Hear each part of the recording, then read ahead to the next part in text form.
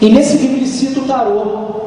Agora veja bem, algumas pessoas me perguntam o seguinte: mas Jean, por que o Jung não dedicou sua vida exclusivamente ao tarô, de repente dava mais atenção ao tarô? Mas veja bem, pessoal, o Jung, à época dele, já era extremamente criticado pelos ortodoxos, os cientistas ortodoxos, por ele se adentrar num assunto que normalmente cabia ao lado mais místico, esotérico, ao olhar das pessoas da época. Então, ele, só de estudar alquimia, só de estudar o I Ching, esses caminhos, ele já era criticado. Agora, imagine o tarô como um oráculo que na época era utilizado com fins puramente divinatórios, com fins de previsão. Então, ele não pôde também dar a devida atenção. Mas nesse livro, ele fala que os arcanos do tarô são derivados dos arquétipos da transformação. É importante colocar que os arcanos não são arquétipos. O arquétipo é irrepresentável. Arquétipo, só para poder dar uma introdução rápida, ele é uma estrutura amorfa. Ele é o padrão de sustentação da vida. Então, arquétipo é tudo que sustenta a vida, dá forma à vida. Uma aranha que faz aquela teia naquela forma, os gansos que voam e vê, o ser humano que há milênios guerreia, tudo isso que a gente chama de padrão arquetípico. Então, as lâminas do tarô, como são representações simbólicas, estão seguindo imagens arquetípicas. E o Jung fala que é inerente aos arquétipos da transformação, ou seja, todas as 22 imagens que nós encontramos nos arcanos maiores são encontradas em todas as culturas. Todas as culturas têm bestas, todas as culturas têm heróis, todas as culturas têm reis e rainhas, todas as culturas fazem menção à vida, à morte, ao nascimento, a anjos, enfim. O Jung coloca exatamente nessa dimensão. Foi exatamente nos anos 80 que um grupo de psicoterapeutas americanos, no estado de Illinois, nos Estados Unidos, começaram a investigar as experiências com o tarô, fazendo uma menção ao trabalho de correspondência, ou seja, ele pegava aquelas lâminas, eu costumo falar o termo lâmina, né, não carta, só para poder ilustrar, eles pegavam as lâminas e davam para os seus pacientes, os pacientes faziam correspondências livres dos arcanos com temas de vida. Ou, por exemplo, via a lâmina da Imperatriz e falava assim: puxa, eu lembrei da minha mãe, a minha mãe era assim, minha mãe era assado. Ouvia, por exemplo, a figura dos enamorados e falava assim: puxa, eu lembrei de uma relação que eu tive. E isso era observado pelo psicoterapeuta e tratado. Começava a ser feita uma espécie de investigação, anamnese, ou seja, uma prévia da vida, do histórico psíquico do indivíduo, do paciente. Mas os anos 80 foi um ano, vamos dizer assim, da grande cultura, de boom cultural.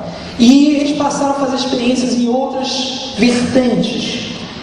Passaram a desenvolver uma relação com a pintura, uma relação com a dança, uma relação com a meditação, uma relação com desenhos, com meditação. E esse trabalho foi ganhando uma dinâmica maior. No final dos anos 80 para os anos 90, esse trabalho atingiu a Europa. Só que na Europa existe um conservadorismo muito maior no que trata a questão do tarô do ponto de vista terapêutico, que é o tarô psicológico. Tá? O tarô terapêutico não está restrito apenas ao tarô psicológico, é também o tarô psicológico, tá? Mas esse foi o introito, foi a introdução. Como o tarô terapêutico, a psicologia foi o primeiro pontapé, vamos colocar assim. E esse trabalho, ele ganhou status através de alguns pesquisadores. Livros esses que alguns não estão publicados no Brasil. Por exemplo, o Dr. PhD Arthur Rosengarten tem um livro chamado Tarot and Psychology, Spectrums of Possibility, que é publicado nos Estados Unidos. E esse livro, ele faz o seguinte: ele faz uma correspondência do seu trabalho em consultório, e ele diz o seguinte: olha, em nenhum momento o tarô substitui a psicologia. Não pense que o tarô vem para substituir a psicologia. O tarô é uma forma de psicologia, é uma das formas de psicologia. Existe assim a psicologia existencial, a psicologia do trabalho. Existem vários tipos de psicologia e o tarô é um tipo de psicologia. Então, quando o o Dr. Arthur Rosengarten faz apontamento dos casos, ele coloca o seguinte: o que eu não consegui detectar no tratamento com o paciente, o tarô me ajudava a revelar os pontos cegos. Ou seja, os pontos cegos que eu não conseguia detectar no tratamento, o tarô dava esse respaldo. Então era um trabalho extraconsultório. E ele entrava exatamente como um acompanhamento, como um trabalho complementar. Tá? Marcelo, se quiser, pode ligar. Ok. Aí algumas pessoas me perguntam: é possível combinar tarô com psicologia? Poxa, Jean, tarô, ele não é uma ciência exata, a psicologia se propõe a ser uma ciência exata. É possível? Olha, pessoal, existe uma necessidade da gente quebrar fronteira, romper padrões, convenções, e eu acho que isso é uma das propostas também aqui nesse encontro da Nova Consciência. O fato da psicologia ser uma ciência que estuda o comportamento humano, os caracteres, a expressão do ser humano nos seus vários matizes, seja emocionais, mentais, estuda as patologias da psique, isso não quer dizer que o tarô não possa ser combinado. Uma coisa que o tarô tem em comum com a psicologia é que ambos estudam, analisam a alma humana, ambos analisam o comportamento humano também, porque originalmente o tarô surgiu como jogo oráculo. Em alguns lugares as pessoas tinham a função, tinham o hábito de jogar o tarô como carta comum. No século XIV, no século XV, há vários relatos na Espanha, Itália, França, que o tarô era um jogo comum, como bridge, como poker. Então ele originalmente, ele não tem não há nenhuma menção histórica do tarô como um oráculo, como método divinatório, como método para previsão. Somente no século XVIII é que o tarô ganha status de oráculo, ou seja, ele tem uma função mais objetiva, mais focada na parte oracular, tá?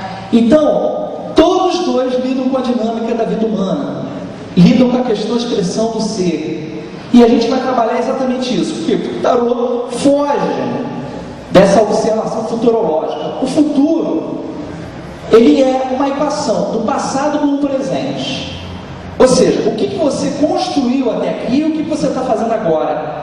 Existem situações fora da nossa própria vontade, do nosso poder de decisão. Existem situações que dependem do nosso poder de decisão. Se nós decidimos uma determinada coisa, nós estamos construindo o futuro, não é verdade?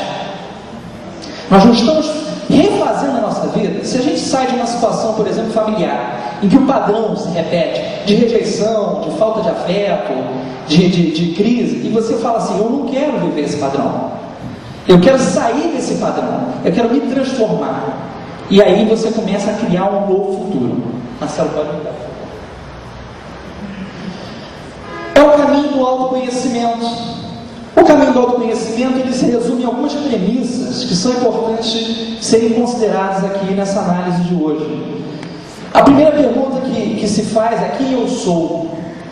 Quem eu sou?